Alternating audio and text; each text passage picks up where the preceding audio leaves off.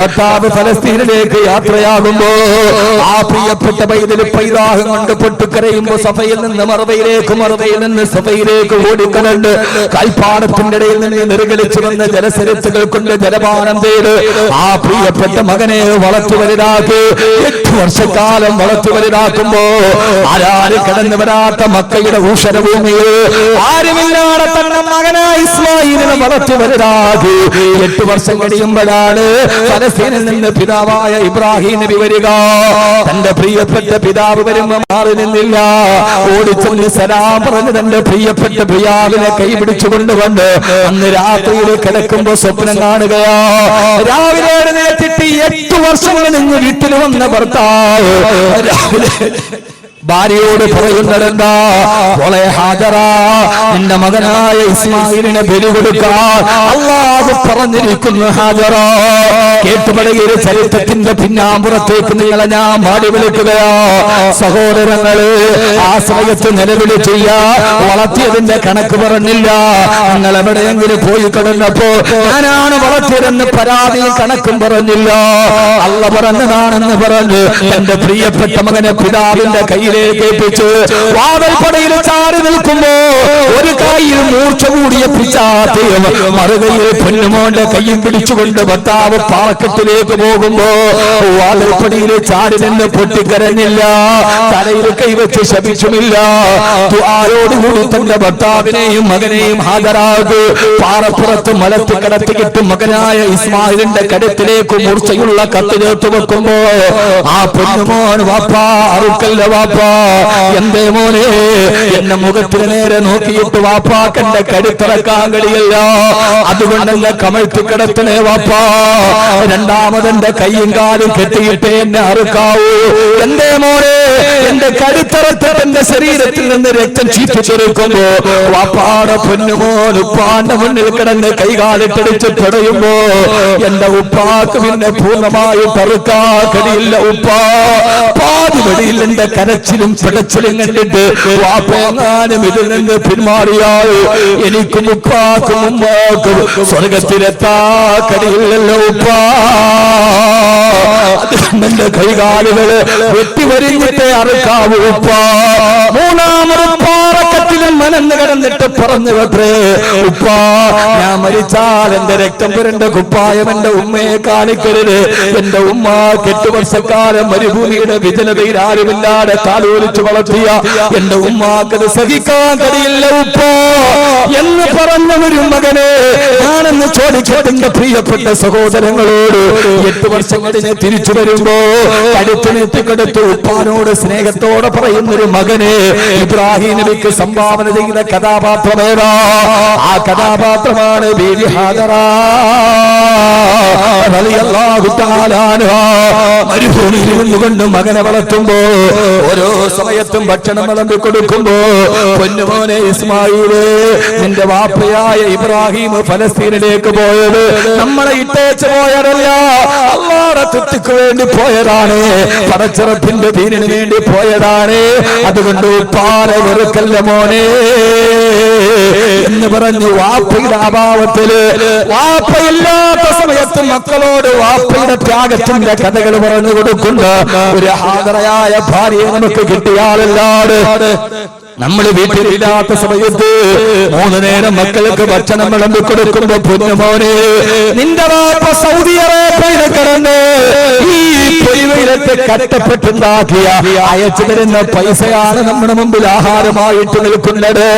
നിന്റെ വാപ്പ കടുവാപ്പള്ളിയിലും മത്തിക്കച്ചവടം നടത്തി രാവിലെ മുതൽ വൈകുന്നേരം വരെ നടുറോഡിൽ നിന്നിട്ട് മീൻ കച്ചവടം നടത്തി രാവിലെ മുതൽ വൈകുന്നേരം വരെ കട തുറന്നു വെച്ച് ഒരു നേരത്തെ ഭക്ഷണത്തിന് വേണ്ടി കഷ്ടപ്പെട്ടു നിന്റെ വാപ്പ ഏറ്റവും ചെറിയ ശമ്പളത്തിലും ജോലി ചെയ്ത് കിട്ടുന്ന പൈസയാണ് മക്കള്.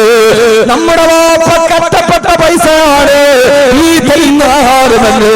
3 നേരം ഭക്ഷണം കൊടുക്കുമ്പോ ആ സമയത്ത് പ്രിയപ്പെട്ട ഭർത്താവിന്റെ പ്രിയപ്പെട്ട ഉപ്പാന്റെ ത്യാഗത്തിന്റെ കഥ പറഞ്ഞു കൊടുത്ത് മക്കളെ വളർത്തുന്നൊരു ഹാജറക്കല്ലാതെ നമ്മുടെ സ്വർഗത്തിലേക്ക് നമ്മുടെ ഭാര്യയായി വരാൻ കഴിയില്ലെങ്കിൽ എന്റെ പ്രിയപ്പെട്ട സഹോദരാ, എന്റെ പ്രിയപ്പെട്ട സഹോദരാ, അല്ലാഹു നമ്മുടെ ഭാര്യമാരെ ഹാജരാക്കി തരട്ടെ. ഹാജരാക്കി തരട്ടെ. അതുകൊണ്ടാണ് അല്ലാഹുവിന്റെ റസൂൽ നബി മുഹമ്മദ് മുസ്തഫ സല്ലല്ലാഹു അലൈഹി വസല്ലം പറഞ്ഞത്, ഇയ്യാകും വഹലറാഉദ്ദമി, നിങ്ങളെയും ഹലറാഉദ്ദമിനെയും നിങ്ങൾ സൂക്ഷിച്ചുകൊള്ളണേ. സഹാബത്ത് ചോദിച്ചു, നബിയേ മാ ഹലറാഉദ്ദമി യാ റസൂലല്ലാഹ്, ഹലറാഉദ്ദമ ആരാണ് നബിയേ? അല്ലാഹു നമ്മുടെ ഭാര്യമാരെ ഹാജരാക്കി തരട്ടെ. വാപ്പയില്ലാത്ത സമയത്ത്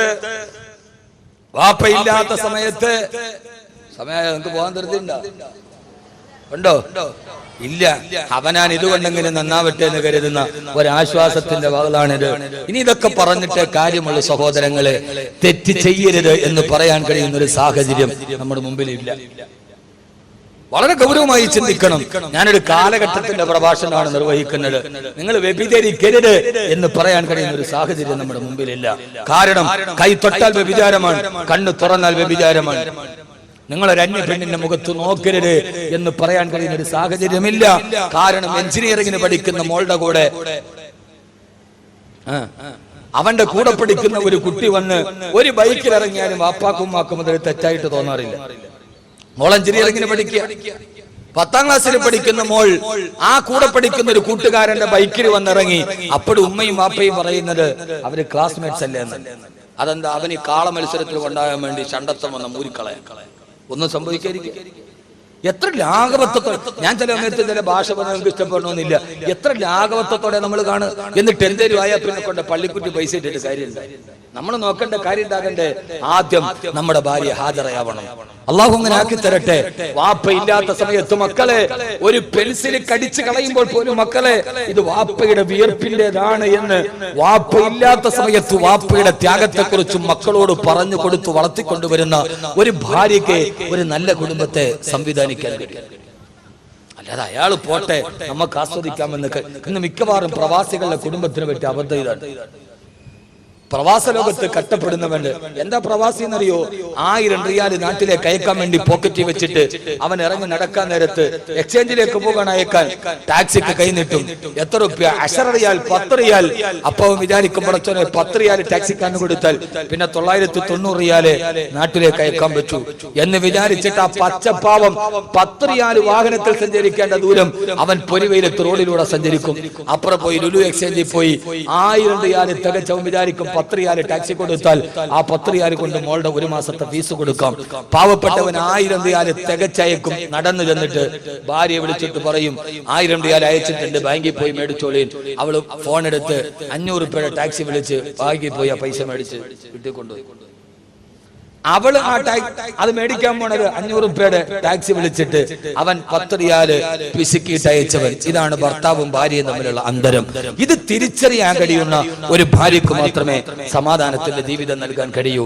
അതുകൊണ്ടാണ് ഹബീബായ നബി മുഹമ്മദ് മുസ്തഫ സല്ലല്ലാഹു അലൈഹി വസല്ലം പറഞ്ഞത്, ഇയ്യാകും വഹലറാഉദ്ദമി, നിങ്ങളെയും ഹലറാഉദ്ദമിനെയും നിങ്ങൾ സൂക്ഷിച്ചു കൊള്ളണേ.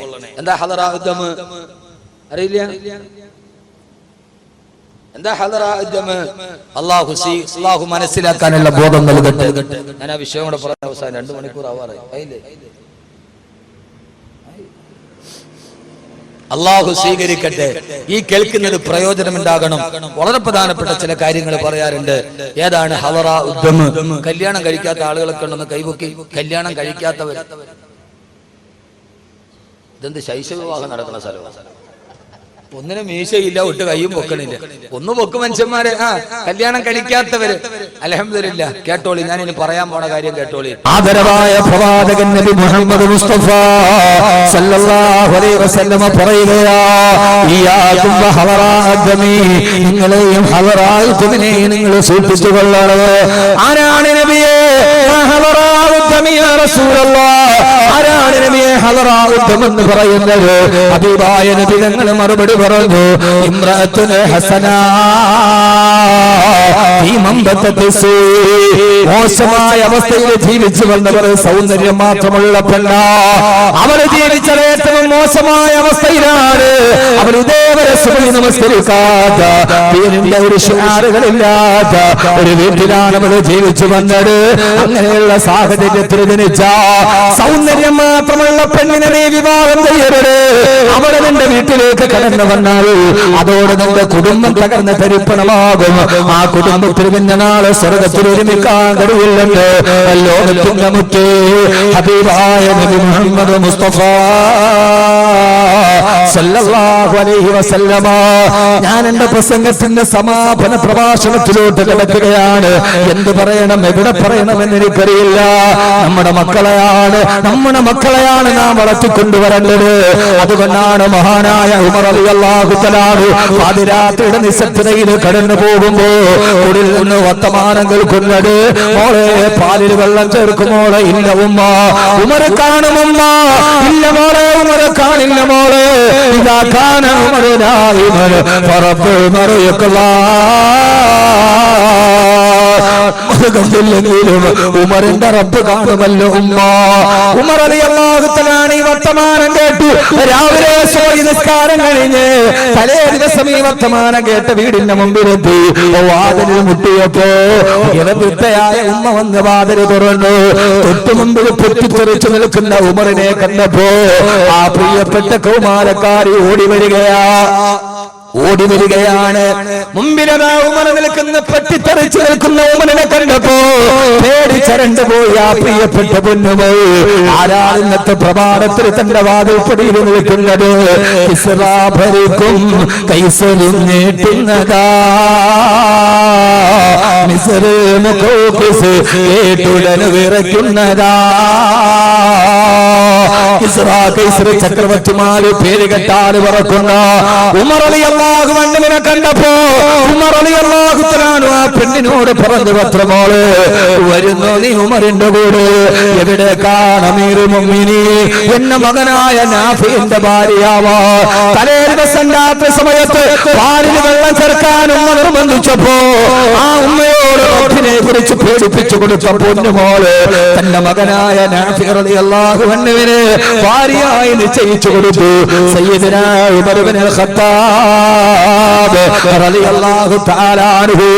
കാരണം എന്താ? വളർന്നു വരുന്ന ചെറുപ്പക്കാരുടെ മക്കളുടെ മീശയുടെ വലിപ്പം കണ്ടിട്ട് പെണ്ണിന്റെ കയ്യിൽ കിടക്കുന്ന 200 പവന്റെ സ്വർണ്ണത്തിന് വില നിശ്ചയിക്കുന്ന പിതാക്കന്മാര്, സ്വർണ്ണത്തിന് മാനദണ്ഡം നിശ്ചയിക്കുന്ന പണ്ട് കാലത്തുള്ള സ്വർണ്ണക്കടയിലെ ത്രാസ് കണ്ടിട്ടുണ്ടോ? നഖത്തിന്റെ വലിപ്പമുള്ള കട്ടികളാണ് ഇതിൽ തൂക്കാനുള്ളത്. ഇന്ന് നമ്മുടെ ജൂവലറികളിൽ ഇരിക്കുന്ന ത്രാസ് മലഞ്ചരക്ക് കടയിൽ ഒട്ടുപാട് തൂക്കാൻ വെച്ചിരിക്കുന്ന ത്രാസാണ്. കാരണം 20 കിലോ 30 കിലോ സ്വർണ്ണമാണ്. ജൂവലറികളിലും റബ്ബർ ഷീറ്റ് തൂക്കുന്ന ത്രാസുകളെ വെച്ച് 20 കിലോയും 30 കിലോയും വിഭാഗച്ചന്തയിൽ മാത്സര്യ ബുദ്ധിയോടെ കോടികളറിഞ്ഞ് പകട കളിക്കുന്ന സമുദായമേ, നിന്നെ മരുമകളെ തിരഞ്ഞെടുത്തപ്പോ ഉമർ റളിയല്ലാഹു അൻഹുവിനെ അറിയാം. രാത്രിയിൽ റബ്ബിനെ പേടിച്ചിട്ട് പാലിൽ വെള്ളം ചേർക്കാത്ത പെണ്ണ് തന്റെ മകനായ നാഫി വർഷങ്ങളോളം കിടപ്പറയിലേക്ക് വരാതിരുന്നാലും അവള് തന്റെ മകന്റെ സ്ഥാനത്ത് വേറൊരാൾക്ക് കിടപ്പറയിൽ സ്ഥലം കൊടുക്കില്ല എന്ന് ഉമർ റളിയല്ലാഹു അൻഹുവിനെ നന്നായിട്ടറിയാം. എന്റെ പ്രിയപ്പെട്ട സഹോദരങ്ങളെ, ഈ ഒരു കാലാവസ്ഥയിലേക്ക് നമ്മൾ നടന്നു വന്നാലല്ലാതെ, ഈ ഒരു കുടുംബത്തിന്റെ ബന്ധത്തിലേക്ക് നമ്മൾ കടന്നു വന്നാലല്ലാതെ ഇത് മണ്ണോടെ അവസാനിക്കാനുള്ളതല്ലോ, നാളെ പടച്ചിറപ്പിന്റെ മുമ്പിലേക്ക് വരാനുള്ളതല്ലേ. അല്ലാഹു നമ്മളെ സ്വീകരിക്കുമാറാകട്ടെ. അങ്ങനെയുള്ള പെൺമക്കളെ, അതുകൊണ്ടാണ് പാതിരാ സമയത്ത് വീടുകളിൽ നിന്ന് രഹസ്യകാമകന്മാരെ പിടിക്കപ്പെടുക. പ്രണയമെന്ന 3 അക്ഷരത്തെ കാമമെന്ന 2 അക്ഷരവുമായി കൂട്ടിച്ചേർത്ത് പ്രണയമാണ് വലുതെന്ന് കരുതിയ ചെറുപ്പക്കാരാ, പൊന്നുമോനെ, പ്രണയം പണ്ടുമുണ്ടായിരുന്നടാ. പ്രണയം ഇരുവേറ്റപ്പടയിലും മുങ്ങിച്ചത്ത മൊയ്തീനുണ്ടാക്കിയ പ്രണയമല്ല. ഇത് ചങ്ങമ്പുഴയുടെ രമണനുണ്ടായപ്പോഴല്ല പ്രണയമുണ്ടായത്. പ്രണയം പണ്ട് കാലത്തും ഉണ്ടായിരുന്നു. ലൈലയും മജ്നൂനും പ്രണയമായിരുന്നു, ശുദ്ധമായ പ്രണയം. ആ പ്രണയമാണ് തല്ലാഹി യാ റബിയാ തിൽകാഹി കുല്ലലനാ ലൈലായ മിൻ കുന്നഹം ലൈലാ മിനൽ ബശരീ.